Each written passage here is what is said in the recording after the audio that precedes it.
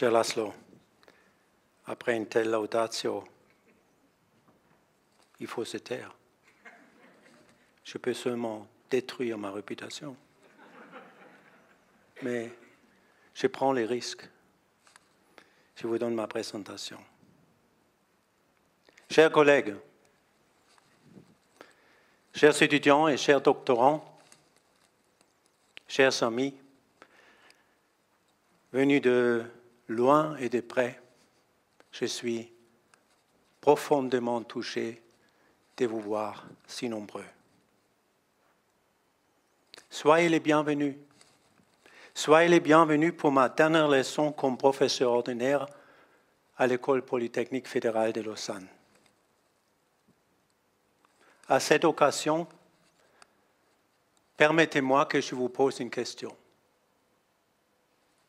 Une question aussi personnelle que fondamentale. Est-ce que vous êtes heureux? Oui, vous avez bien entendu. Je vous demande, est-ce que vous êtes heureux? N'ayez pas peur. Je ne demande pas que vous levez la main. On risque d'être tous bien surpris. Laissons sédimenter cette question pendant quelques instants.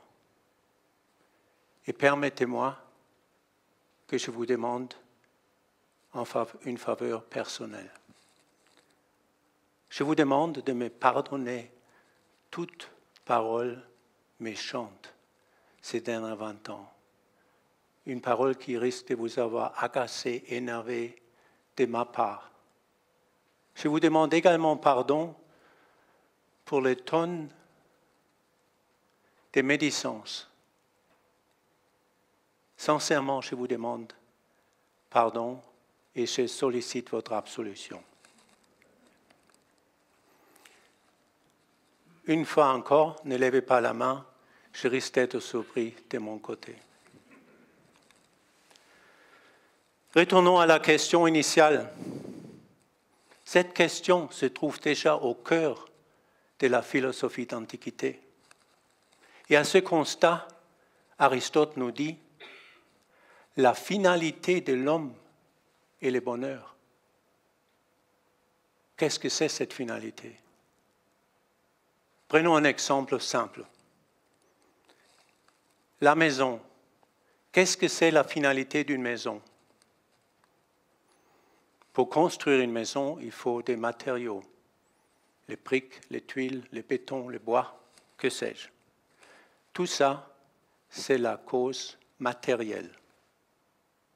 Mais avec ces pierres et avec ces matériaux, on pourrait faire aussi un pont ou un tunnel puisqu'on est en Suisse.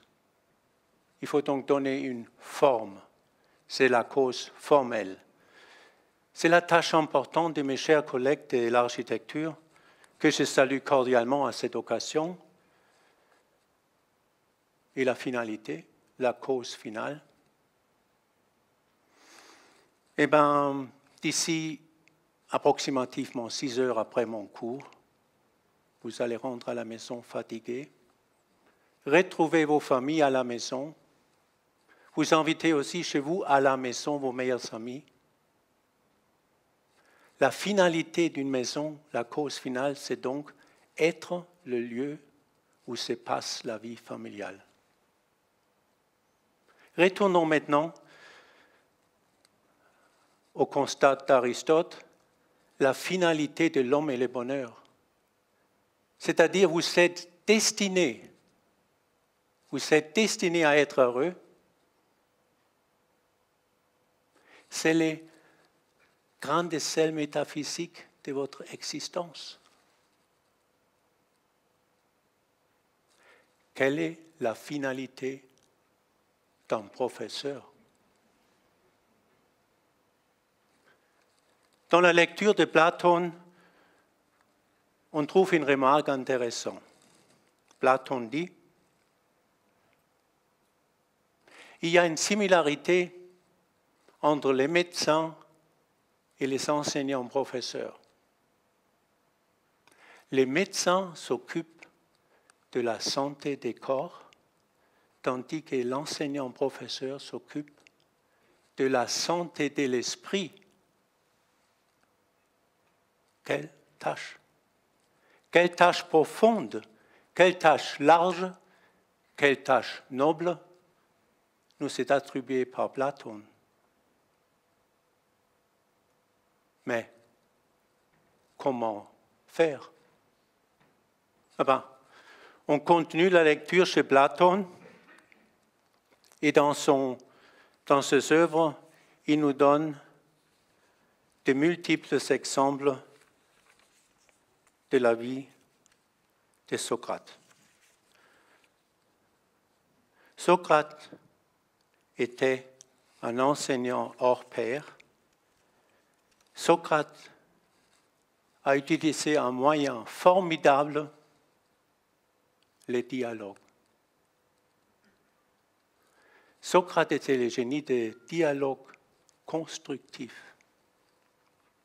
Dialogue, c'est-à-dire les dialogos à travers de nos raisons mutuelles. Et depuis cette époque-là, un moyen indispensable, incontournable pour toute éducation et enseignement. N'oublions pas non plus que ce mot « logos » apparaît dans un texte parmi les plus fondamentaux de notre culture chrétienne. Au commencement était le Verbe. Et le Verbe était en Dieu, et le Verbe était Dieu. Prologue de l'Évangile de Saint Jean, chapitre 1, verset 1. Et dans les textes, les références en grec, logos et parole, verbe. Pour tous ceux qui ont un problème en français, j'ai mis les textes en haut.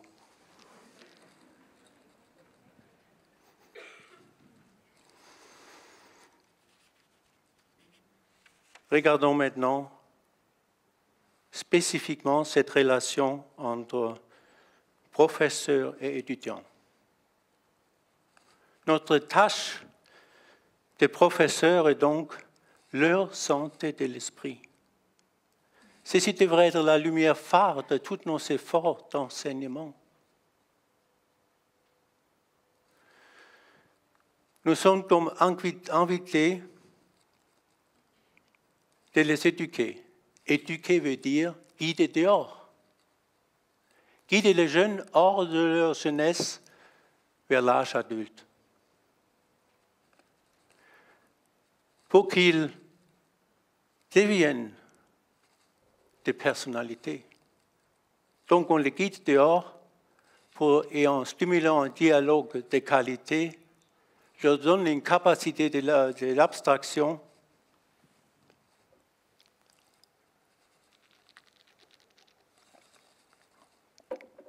pour qu'ils deviennent des personnalités caractérisées par cette santé de l'esprit.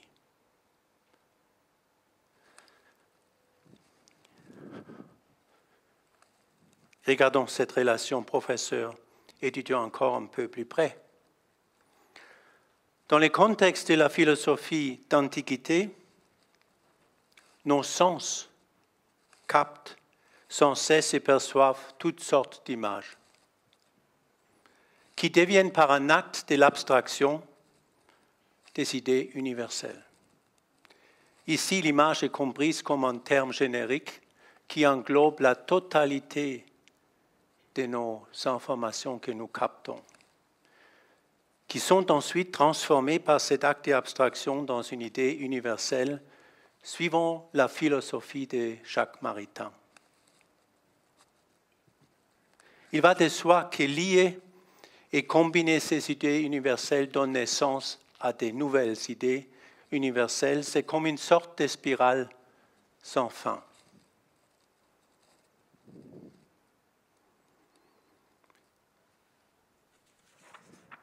Regardons ces actes de l'abstraction par un exemple simple.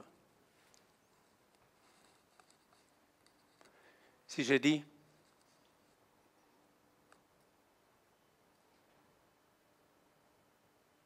si je dis Madame Judith Chaubert,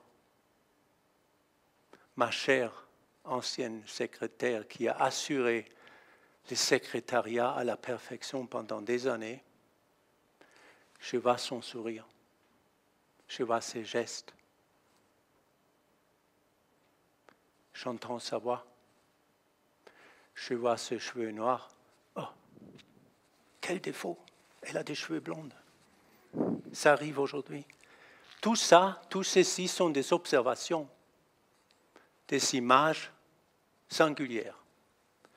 Si par contre j'ai dit les secrétaires de l'EPFL, que je salue à cette occasion cordialement, je me vois confronté avec des tonnes de charme, mais quelle couleur de cheveux, quelle voix, quel geste, je ne peux pas les dire. Mais vous savez très bien de quoi je parle. Avouez-le, vous avez déjà fait cet acte de l'abstraction. Aristote nous donne un exemple marquant dans ce contexte-là. Aristote dit, supposons qu'il y a un homme qui ignore tout des chevaux. Il n'a jamais vu un cheval, il n'a jamais entendu un cheval, il n'a jamais senti un cheval. Il ignore tout. Et subitement, il est confronté avec un animal à quatre pattes. Question d'Aristote, est-ce qu'il va appeler cet animal à quatre pattes inconnu un cheval? Certainement pas, parce qu'il ignore tout.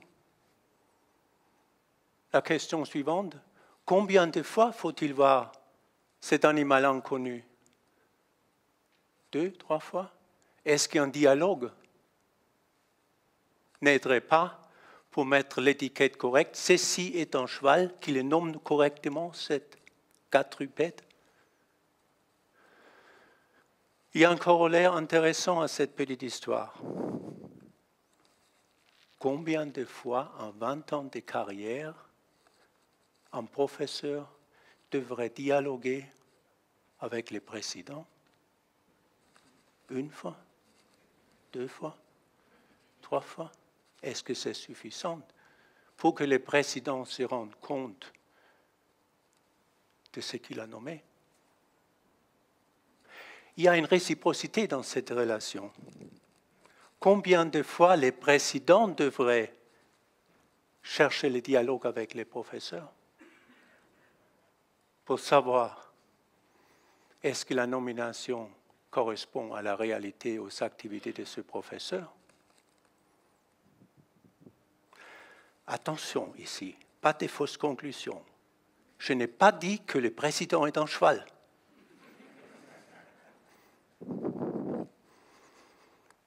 Retournons à cette relation professeur-étudiant, encore une fois. Et demandons-nous, où est le bonheur dans cette relation? Où est le bonheur? Chers collègues, qui parmi nous n'a pas passé un de ces moments avec son doctorant devant le tableau en face d'une équation qui résistait à toutes les tentatives de trouver une solution?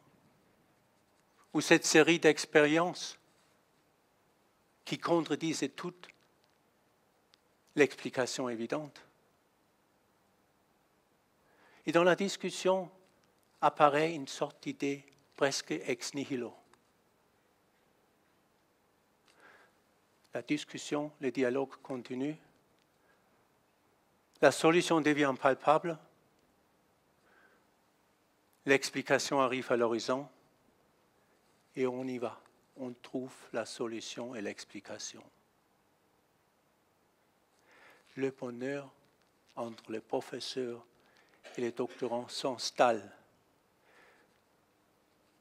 Le bonheur, c'est donc le fruit de ce dialogue constructif, d'obtenir un bien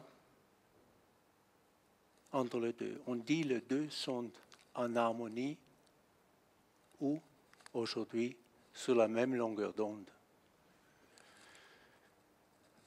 Je vous laisse cette belle phrase, cette belle remarque de philosophe français Bertrand Vergely. On ne peut pas mieux le dire. Lisez-le.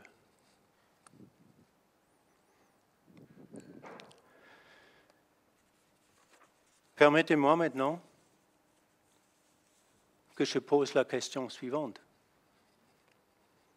Quelle est la finalité d'une institution comme la nôtre, les PFL? Est-ce que vous qualifiez cette institution comme une institution d'enseignement ou de dialogue ou un lieu de santé de l'esprit, voire de bonheur? Essayons de trouver une réponse. Regardons d'abord les cadres légaux. La loi sur le CPF.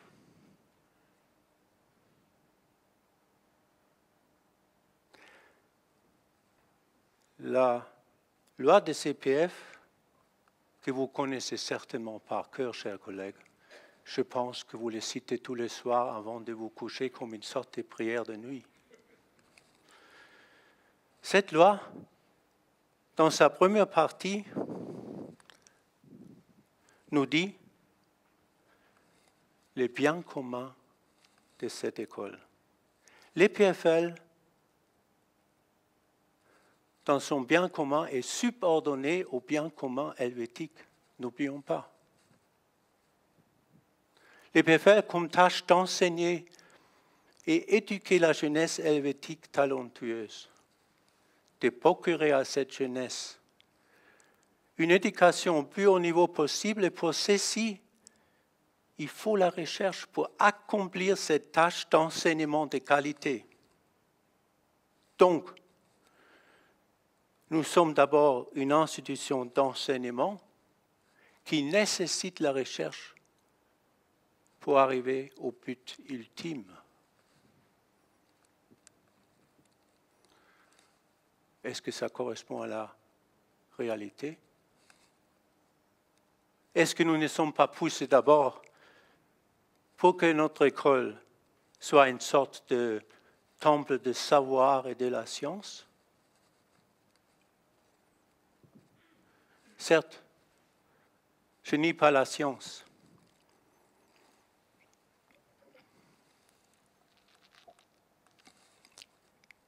La science a fait d'énormes progrès.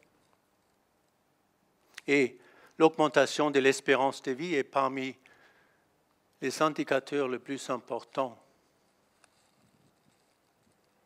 Mais nos travaux sur le diabète et les maladies neurodégénératives nous ont montré aussi les limites. Si je me vois à l'hôpital à Londres, en face des enfants qui, depuis leur naissance, n'ont jamais quitté l'hôpital et y sont depuis des années, souffrant d'une hyperproduction d'insuline, là, je pense à Socrate. Je sais que je ne sais rien. Socrate met donc son ignorance au premier plan.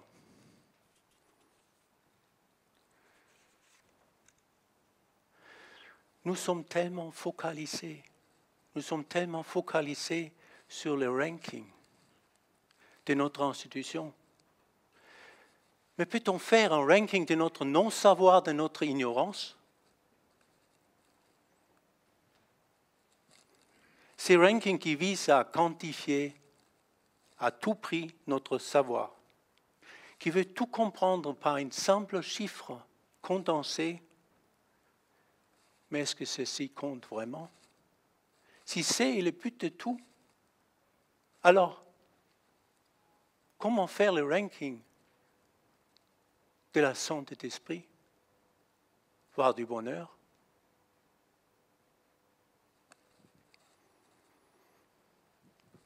Je pense aussi à ces mots d'un sage qui remarque « Augmenter mon savoir n'était que mieux comprendre, que mieux prendre conscience de mon ignorance. Ne dois-je pas donc avouer que je ne sais presque rien ?» Et avec l'âge, l'expérience et quelques cheveux gris,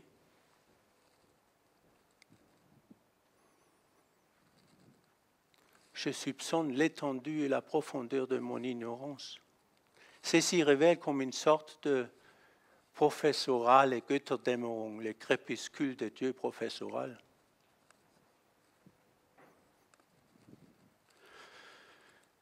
Mais retournons au point de départ, à la question de la finalité de notre institution.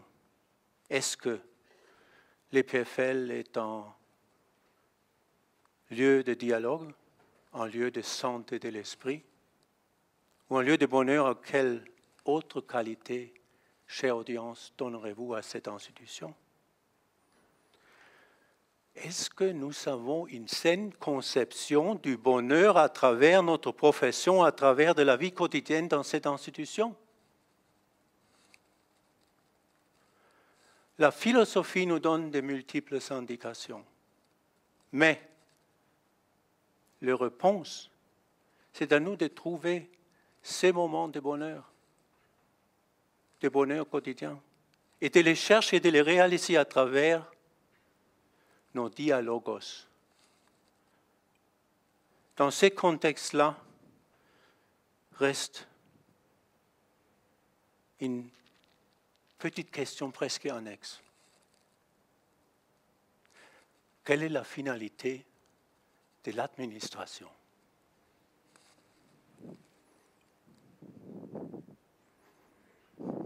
Chers collègues, chère audience, je ne veux pas perdre l'absolution si récemment obtenue. Mais comme il n'y a pas de leçons, pas de bonnes leçons sans devoir, je vous laisse cette question comme devoir. Quelle est la finalité de l'administration? Je vous donne quand même une petite indication. N'oubliez pas de mentionner le mot bien commun. Et surtout pas la subordination. Ensuite, je me prête très volontiers de corriger vos devoirs.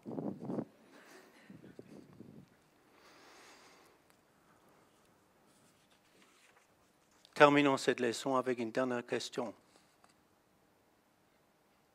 Quelle est la finalité de cette leçon?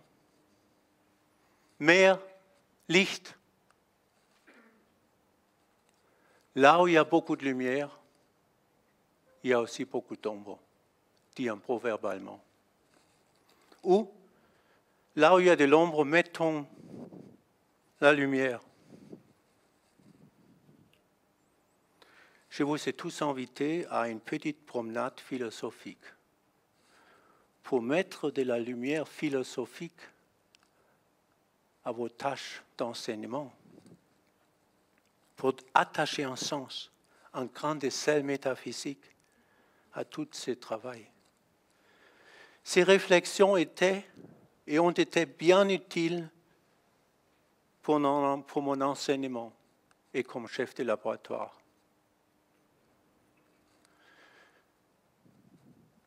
Réfléchissez pour essayer de trouver une qualité de dialogue. Nos chers étudiants et doctorants le méritent bien. Mon départ de cette institution était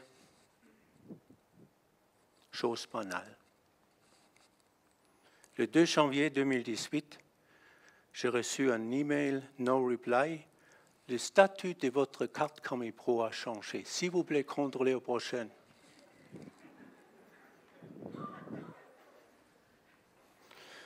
J'ai oublié de contrôler jusqu'à aujourd'hui. Je pensais disparaître silencieusement.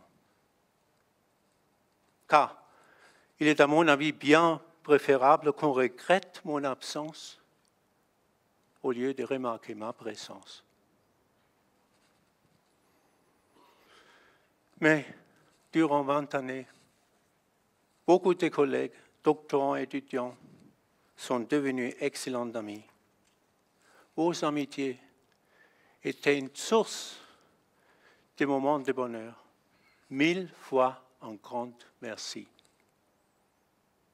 Je reviendrai sur ça dans quelques instants.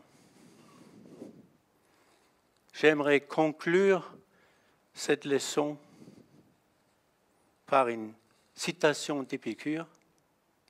Il n'y a pas d'homme heureux qui ne cherche pas d'être vrai et juste et aimer le beau.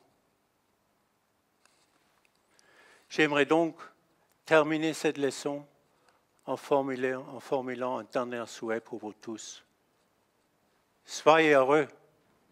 Merci beaucoup.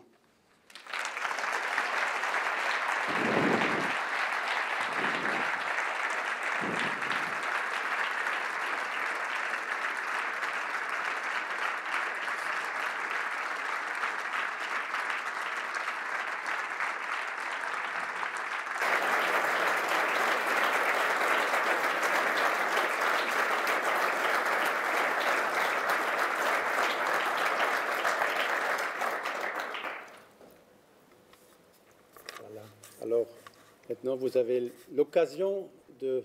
Non. Je continue. Tu n'as pas fini?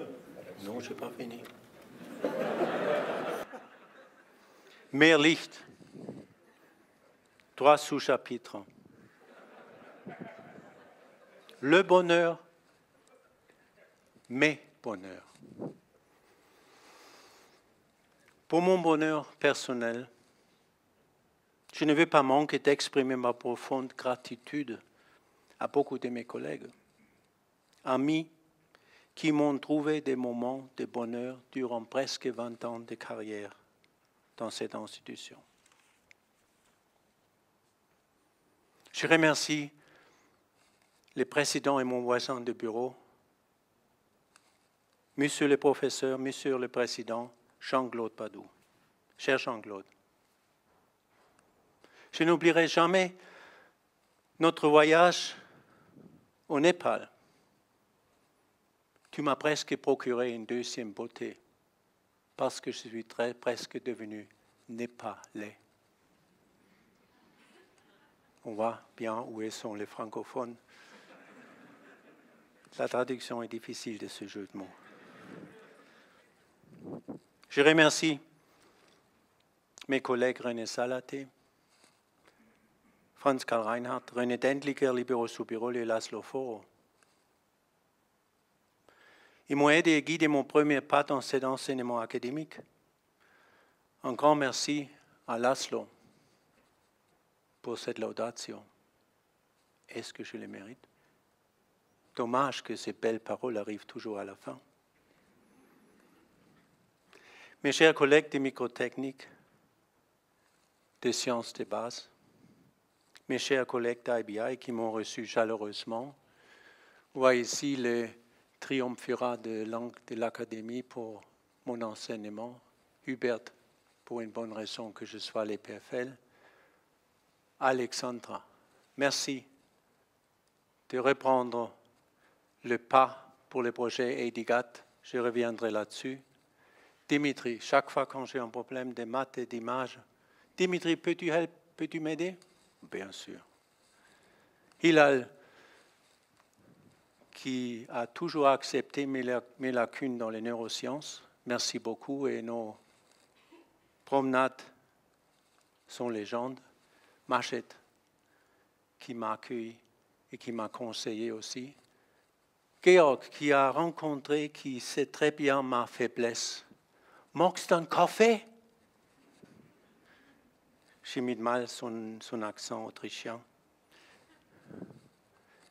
Hans-Peter, Tobias, Thoralf, tous ceux qui m'ont accompagné pendant ces années avec des belles discussions et leur savoir-faire.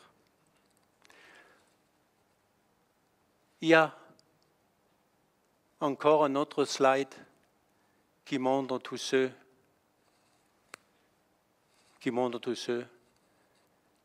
que j'ai rencontrés. Le professeur Tanja Weil, directeur de Max Planck à Mainz, quand je suis parti, « Tu viens chez nous ?» Eh bien, je suis parti continuer ma recherche avec elle. Elle m'a accueilli à bras ouverts dans son équipe. Rainer, qui a travaillé avec moi pendant des années et qui reste en contact et une source d'échanges des sciences infinies. Johann Hofken à Leuven, André Roland. Je ne peux pas faire mes brevets sans un bon avocat. Il m'a aidé. Walid, qui était toujours là pour la création de start-up. Eva, Jacques, Jörg, la maison Zeiss. Michael Kempe et Herbert Groß qui m'ont reçu comme visiting professor récemment à Jena. Si tu pars en retraite, c'est la dernière occasion que tu apprends l'optique. Viens à Jena. Ils ont raison. Günther Winkler, l'ancien recteur de l'Université de Vienne, que je connais depuis 50 ans et qui m'a donné multiples conseils. Rudolf Riegler. Single molecule spectroscopie, sans lui, n'aurait jamais eu lieu dans mon labo. Anne Grappin. Vous devez encore connaître, elle était à l'EPFL et aujourd'hui directeur de Max Planck à Dresden, qui m'a mis dans les pancréas, dans la recherche des pancréas. Michael Kempe, les CO de Carl Zeiss, avec lesquels, malgré les départs de Zeiss, je garde les contacts depuis 20 ans, et Christophe, avec lesquels j'ai nombre de brevets en commun.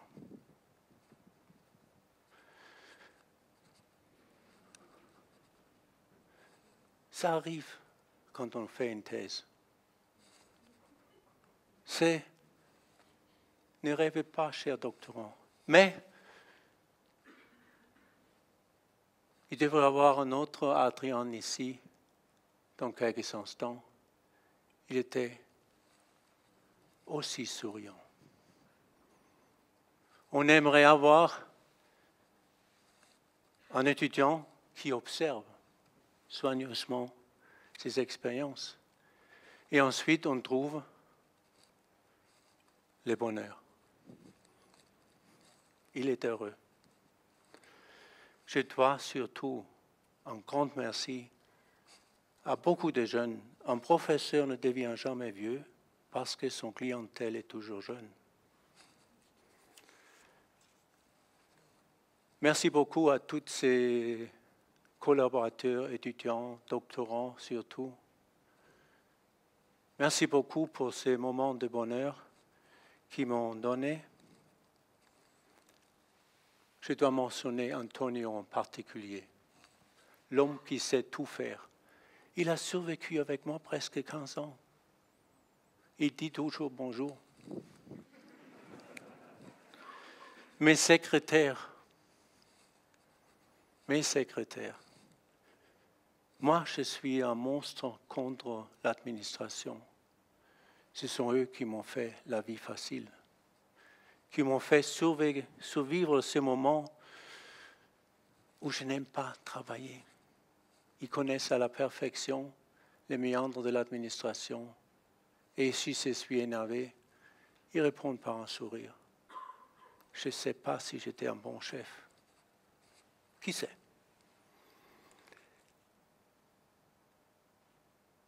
Comme point final de ces remerciements, un grand remerciement à ma famille, à ma chère épouse, à mes enfants. Merci d'être là et de partager ces moments avec moi. Je suis ému quand je les vois. Ma femme et son amour, infinie, une source de bonheur pour un être qui a éternellement la tête en l'air, perdu dans ses pensées, que personne ne comprend, lui-même compris.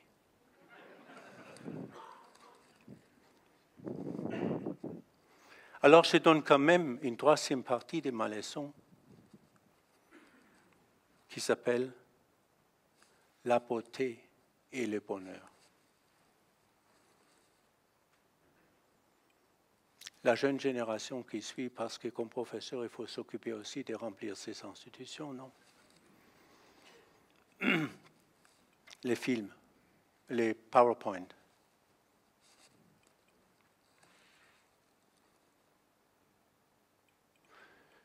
Oui.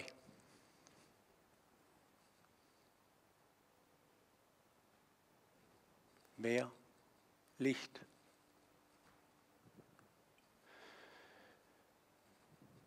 Je vous ai peut-être surpris avec ces mentions et remarques philosophiques. Alors maintenant, ne dites plus que je n'aime pas les professeurs grecs. Mais je pense que vous avez plutôt attendu que je vous montre et explique ce que nous avons fabriqué par tonnes ces derniers 20 ans. Et comme chaque image représente à peu près 1000 mots, vous risquez bien que je vous retarde pour les prochaines 6 heures.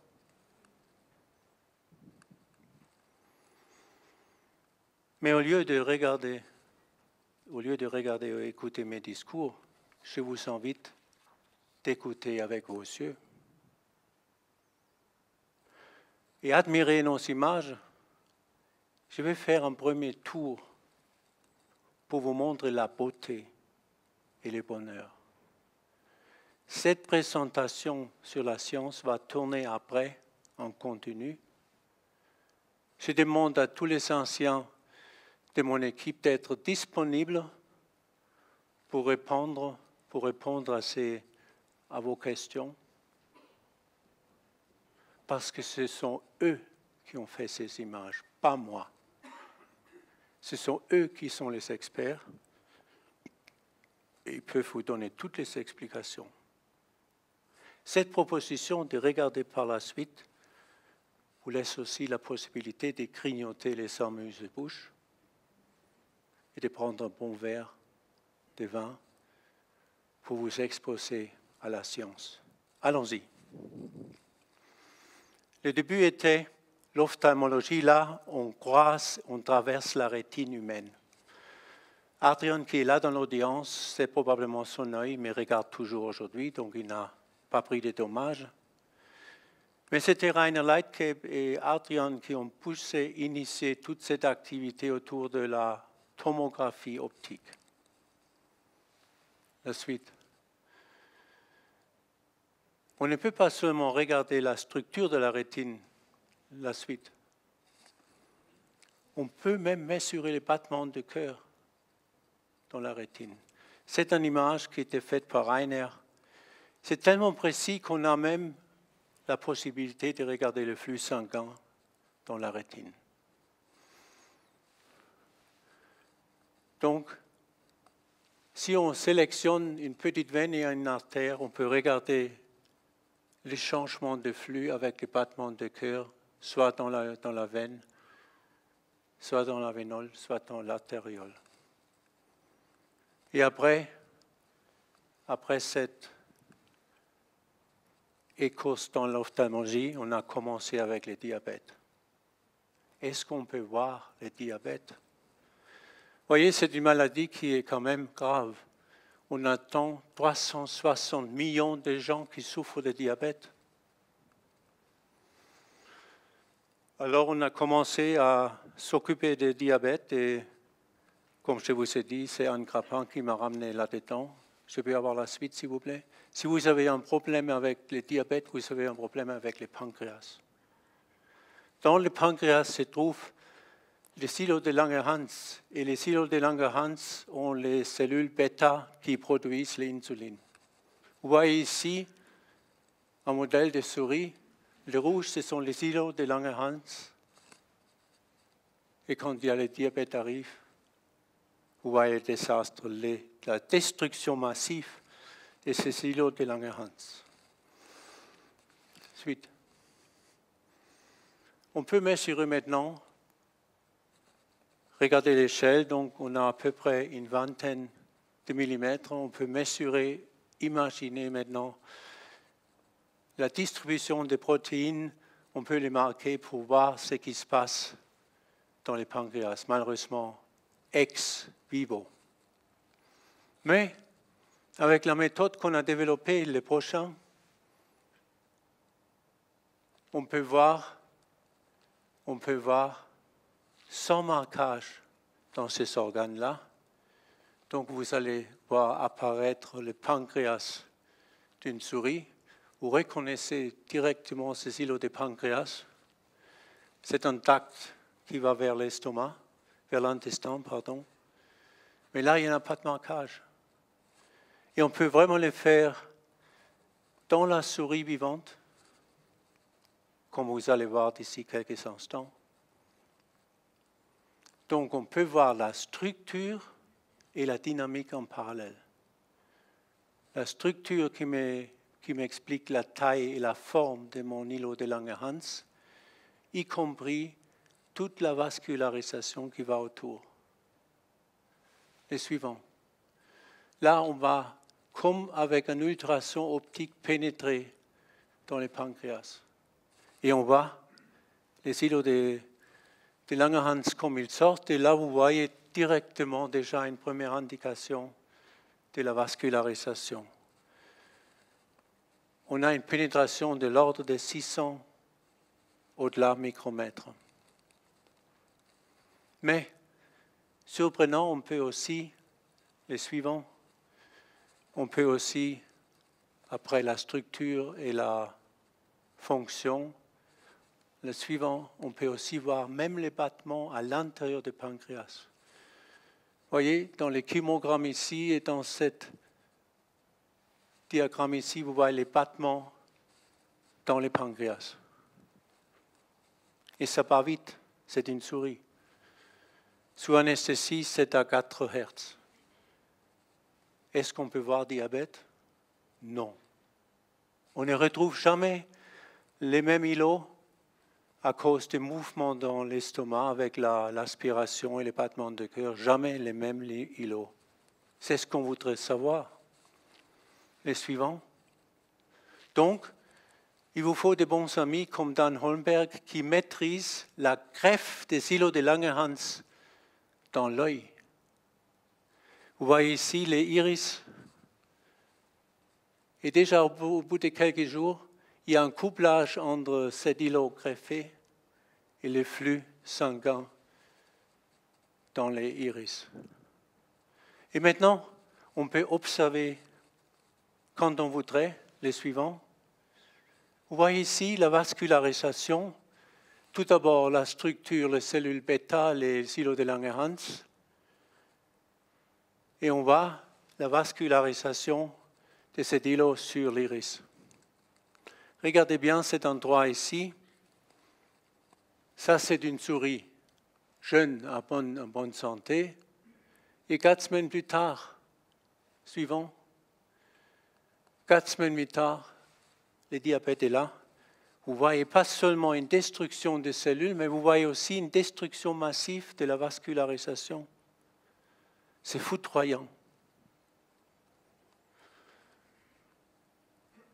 Après cet effort, le suivant, qui est intéressé au diabète des souris. Mais ces modèles permettent de greffer même des îlots humains. Donc nous avons eu un modèle beaucoup plus proche de la maladie des hommes, le diabète des hommes. Suivant. Après le diabète, nous, en parallèle, on a commencé avec la maladie d'Alzheimer. C'est aussi une maladie, vous voyez, 80 millions qui souffrent aujourd'hui de cette maladie. Il faut faire quelque chose. Et Laszlo l'a bien rappelé, suivant. Dans ces cas-là, vous avez une agrégation de ces amyloïdes, de ces protéines, soit proche des vaisseaux, soit dans l'espace extracellulaire. Comme vous voyez ici, notre technique aide bien à montrer ces agrégations. Suivant. Là, vous voyez une souris à l'âge de 3 mois, qui est un modèle d'Alzheimer. Vous voyez déjà les agrégats remplissent le cerveau, tandis que si la souris est jeune, à 1 mois d'âge, on voit presque rien. Donc ça va très vite à l'âge des souris. Suivant. Et c'est Arnaud qui a fait cette superbe image, Laszlo l'a montré aussi. Vous regardez ici, vous ne voyez presque rien. Là, vous voyez un petit vert, un petit point vert.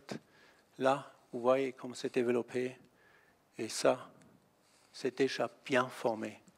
Ce sont les agrégats qui sont caractéristiques. Et vous voyez en haut, 1 mois, 2 mois, jusqu'à 18 mois, comment le cerveau est rempli par ces agrégats d'amyloïdes. On peut aussi, c'est David dans sa thèse maintenant, qui prend la technique OPT.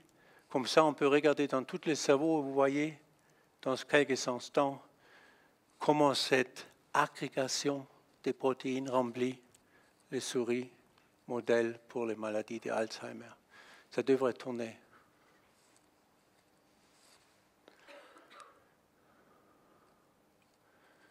Voyez, là vous voyez les différents agrégats, si on va comme ça, si on traverse les cerveaux. Voilà.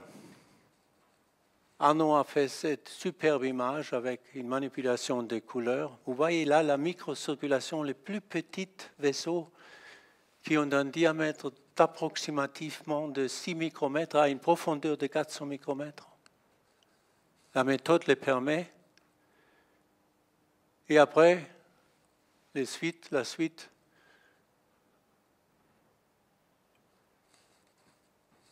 Vous pouvez regarder le cerveau en 3 dimensions. C'est l'imagerie en 3 dimensions. C'est Daniel qui assure aussi la traduction et les techniques, qui est là présent. Admirez cette image, la richesse de cette vascularisation dans le cerveau. Là, vous regardez dehors, et là, vous regardez à l'intérieur du cerveau. Là, vous voyez tous les petits vaisseaux qui arrivent, qui sont la nourriture qui nourrissent les neurones. La suite. Maintenant, on a étendu cette histoire-là dans plusieurs directions. Là.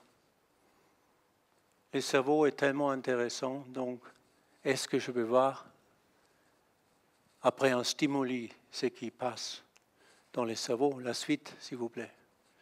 Donc, on regarde les vaisseaux comme un signal de réponse après stimulation électrique sur la jambe de la souris, et on peut sortir vraiment le volume qui correspond à cette stimulation-là. La suite. Là, vous voyez les stimuli. Là, vous voyez directement la stimulation pendant cette phase-là. Et là, vous voyez en couleur, codé en couleur, la réponse dans le flux sanguin. La suite. La multitude de stimulations, il y a pas mal de maths derrière, donc ça dure pendant quelques heures jusqu'à ce qu'on a sorti le signal de cette qualité-là. La suite.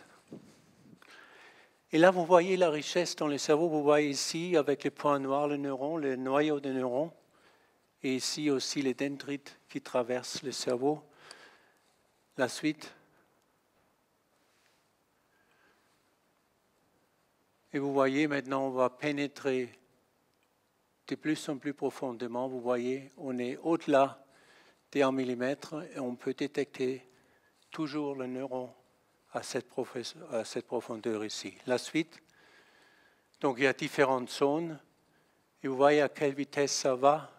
Il devrait y avoir l'animation qui vous montre les structures et très nettement, on voit les neurones et le noyau de neurones. Pas de marquage dans la souris vivante. Là, les différentes zones, donc vous avez l'orange, le bleu et plus profonde, et ça change énormément par la suite Là, vous voyez tout de suite un petit trou là-haut dans le rouge. Et si on regarde l'animation, vous voyez que c'est un grand vaisseau qui traverse le cerveau. La suite. Donc, on peut aller dans les visibles. On n'a pas une pénétration, mais on a une augmentation de résolution. Vous voyez ici la structure fine, très fine dans les vaisseaux, dans les signatures moléculaires dans le cerveau, dans les différents tissus. Et on peut vraiment déceler maintenant des nouveautés. Ça, c'était une discussion longue, une coopération avec l'ETH Zurich, avec Markus Rudin, qui se retrouve ici aussi. Aujourd'hui, ces instruments sont partis à Zurich pour trouver une nouvelle maison qui accepte cette technologie. Et un grand merci à l'ETH d'avoir ouvert les portes. On continue. On a donc toutes sortes de cette richesse des cellules dans le cerveau. Et on ne peut pas voir seulement la structure, on voit vraiment la fonction parce qu'on peut stimuler, on peut mesurer tellement rapidement qu'on remarque toutes ces choses-là. La suite. On peut aussi regarder dans le C. elegans, qui est un modèle en petit verre. Vous voyez la qualité qui est là. Là-haut, on devrait avoir une animation tout en haut. On peut le regarder, donc on va mettre quelques images ensemble, mais on peut vraiment regarder et donner un outil aux biologistes et aux sciences de la vie pour étudier sur cet animal de référence, avec toutes les modifications génétiques qui sont possibles aujourd'hui, comment ça se développe, les genotypes, phénotyping, etc. La suite. On peut aussi aller dans les cellules. Et vous voyez ici une cellule, c'est une nouvelle technique qu'on a là. On voit ici une extrêmement haute sensibilité. On peut détecter 40 photons. Je vous donne 10 puissance 8 à l'instant. La suite. Là, on regarde dans les cellules, on marque pas avec des fluorophores, on marque avec des nanoparticules en or. Et là, les nanoparticules sortent, marquent la structure à l'intérieur. Quelle structure on va marquer? La suite. On peut marquer, vous voyez ici, les mitochondries. Avec un fluorophore, vous pouvez observer ceci pendant quelques minutes. Avec notre technique, 2 jours. Et on peut sortir la densité et aussi les mouvements de ces mitochondries avec le temps. La suite. On a donc toute une corrélation. Il y a aussi quelques formules dont on en a besoin. La suite. Et c'est tellement beau, donc ils n'arrivent pas à trouver les boutons. La suite. On a développé donc toute une gamme des instruments avec les diverses applications qui va donc de diabète vers le cerveau. Vous reconnaissez un neuron, vous reconnaissez ici les cellules et jusqu'aux détections d'un single nanoparticle. On peut faire la corrélation. C'est Stéphane Breuiller qui a fait, c'est ça. Continuons. On a fait donc, avec l'optique, on ne peut pas aller dans les médicales parce qu'on a une limitation de pénétration de la lumière.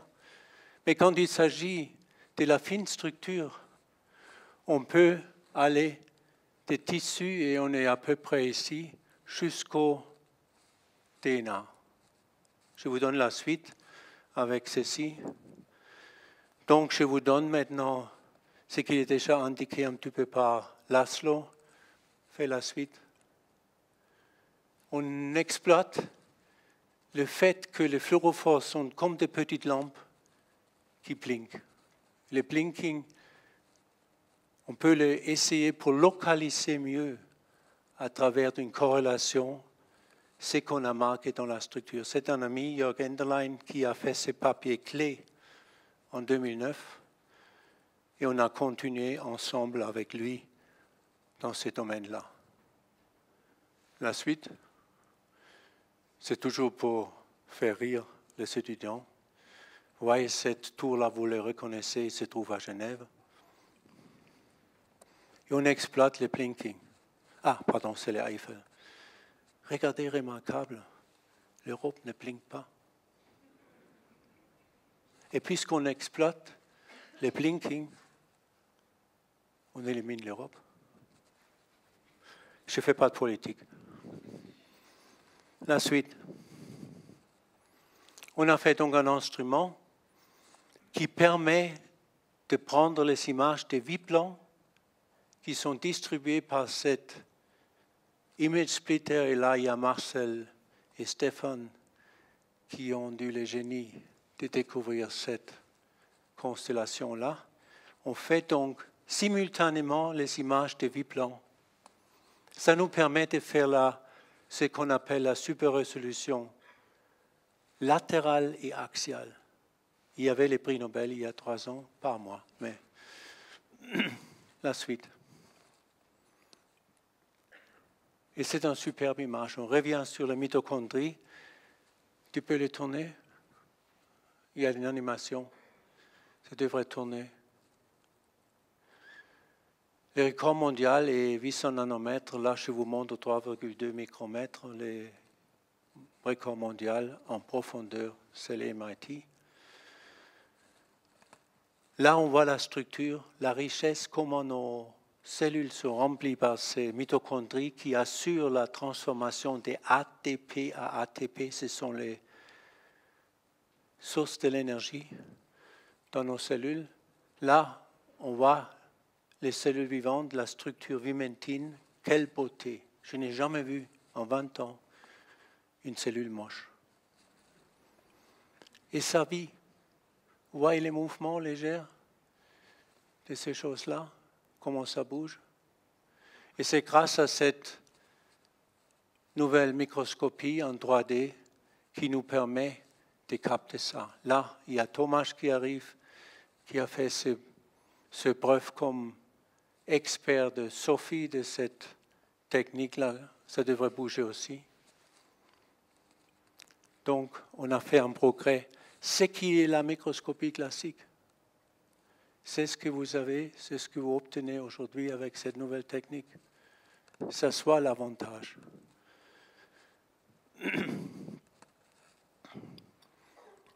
Il faut regarder les membranes. Les membranes sont remplies avec toutes ces protéines, les récepteurs qui couplent avec les ligands. Il faut regarder ces différentes choses-là. Et cette imagerie peut nous aider. La suite. Là, encore une fois, Thomas, il faut regarder, il faut savoir, avec ces pics-là, il montre la densité de ces récepteurs dans la membrane. On a maintenant la super résolution, on peut le faire, la suite. On a donc toute une nouvelle technique, mais là, les problématiques de cette technique, il faut à peu près 1000, 2000 jusqu'à 100 000 images pour sortir cette information. La structure spatiale, on sacrifie la résolution temporelle, qui a aussi son importance. Alors, il faut regarder qu'est-ce qu'on peut faire. La suite. On a pris notre microscope qui a fait ce bref, et Laszlo, merci, tu l'as mentionné aussi, il devrait avoir maintenant un microscope qui arrive. Voilà, on utilise un vieux système de Köhler pour faire en transmission l'image des cellules. Et la suite, c'était les papiers qui étaient reconnus. Ça, c'est les calculs qui ne sont pas si compliqués que ça. La suite. Et on voit la beauté comme elle arrive en 3D. On a la possibilité 3D où on marque avec des fluorophores, ou on ne marque pas du tout, on prend l'imagerie sur l'effet des phases pour sortir la structure en 3D et à haute vitesse en parallèle. La suite, vous voyez la beauté d'un neuron et comment le neuron arrive. Et là, vous voyez, entre ces images-là, vous voyez, ça bouge normalement. Non, ça bouge. Qu'est-ce que c'est? Vous voyez la division cellulaire, ce qui arrive plusieurs fois par minute chez vous aussi. Et on peut regarder maintenant les mouvements dans les cellules, comment ça bouge, cette fibroblaste, et étudier maintenant d'une manière quantitative à l'intérieur de ces cellules-là. La suite. Là, vous voyez les toujours donné en haut quand c'est WF, la méthode classique par rapport à la nouvelle méthode, la suite. Et on va rendre maintenant encore plus profondément la suite, s'il te plaît. Oubliez les cerveaux quand vous pensez à Alzheimer. C'était une découverte qu'on a fait au labo, la suite, que beaucoup de maladies comme l'obésité, la dépression, le peur, autisme, multiple sclérosis et les maladies cardiovasculaires sont couplées au microbiome, aux bactéries que vous avez dans votre intestin. Alzheimer aussi. Donc on a pris nos modèles Alzheimer, les souris, on a généré ce qu'on appelle une germ-free mouse. Pas de bactéries du tout. Et la suite, quand on a regardé déjà au bout d'1 mois, vous savez, les conventional raised wild-type mice, ils ont une distribution de bactéries différente par rapport aux souris Alzheimer. Mais si on regarde en profondeur, les Alzheimer commencent au bout de 3 mois. Mais dans les souris sans bactéries, c'est au bout de 6 mois. On peut retarder la maladie d'Alzheimer. On peut faire aussi un contrôle, c'est-à-dire on infecte ces souris germ-free à très jeune âge, et là, Alzheimer arrive en 3 mois. On a donc la preuve que les bactéries sont pour quelque chose. Dans la maladie d'Alzheimer, vous voyez la grande, énorme différence dans la signature de ces choses-là. La signature, la distribution des bactéries dans l'intestin. La suite. Ça, c'est un cladogramme. Vous voyez toutes les bactéries qu'on a.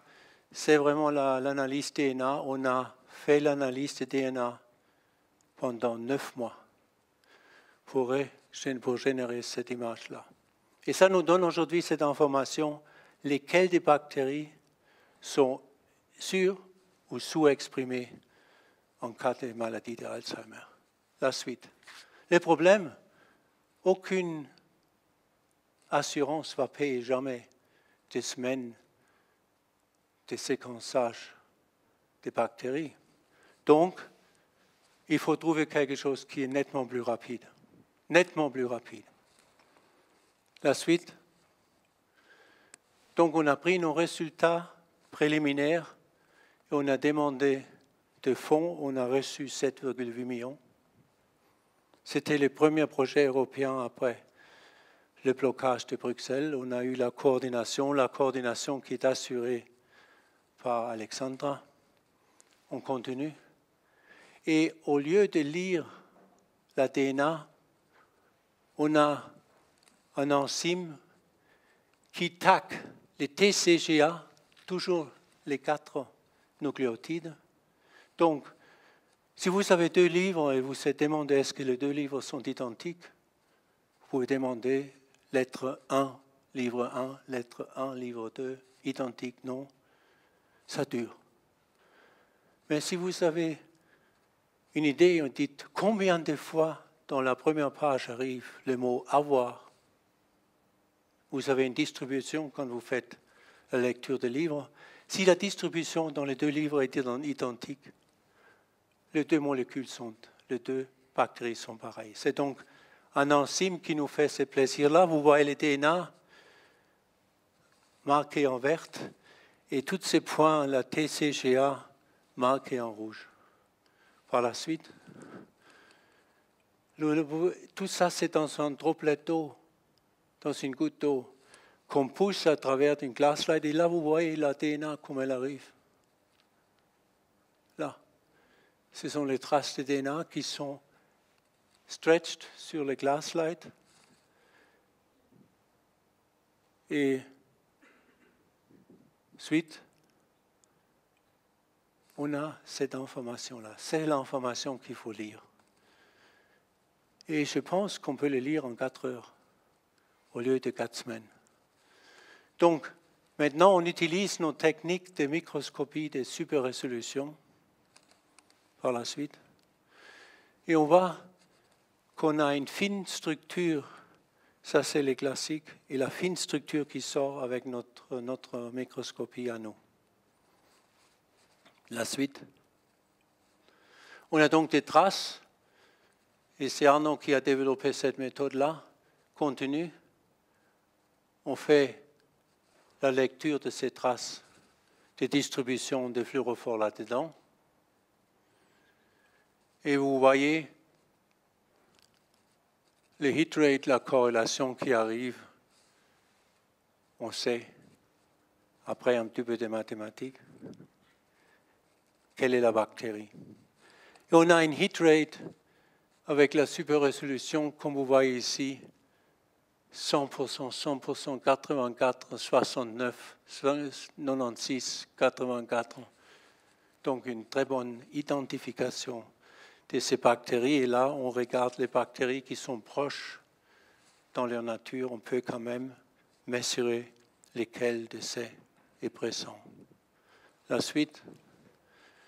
Je vous ai montré donc en grande vitesse, et je ne peux pas tout montrer, tout ce qu'on avait fait, le diabète, la vascularisation, les cerveaux. Dimitri, c'était un super résultat. C'est les cerveaux humains qui est utilisé dans la chirurgie pour regarder la stimulation, le flux sanguin, beaucoup plus précis de ce que les médecins ont aujourd'hui à la disposition. Le flux sanguin codé en couleur et encore la distribution des protéines dans les cellules il y a quelques années. C'était l'équipe, c'est seulement une sélection ici. C'est eux qui ont fait les images, pas moi. Alors, je les fais bouger. C'était mon boulot. Alors, chère audience et chers doctorants, merci pour les 1000 moments de bonheur. Ça traverse toute l'Europe et même au-delà. Énormément de coopérations qui nous fournissent, qui nous donnent les échantillons, le savoir-faire dans cet endroit-là. Il devrait y avoir encore un dernier slide. C'était la beauté et le bonheur, et encore un. Voilà. Je vous remercie pour votre attention.